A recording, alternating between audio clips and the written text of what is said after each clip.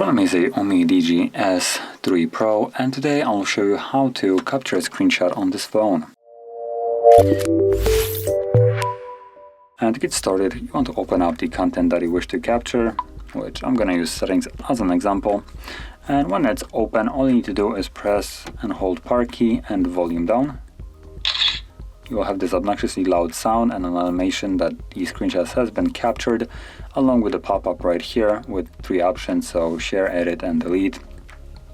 So that's one way, and I believe there's also a way when you hold the power key, you will have the screenshot option as well.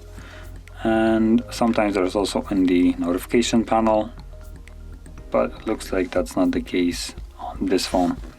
So anyway, once you capture your screenshots, you can find them now in your photo gallery. So let's find photos right here.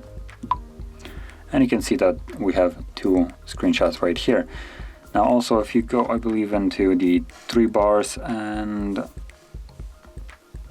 there should be also albums. Maybe they will be created once you actually capture more photos.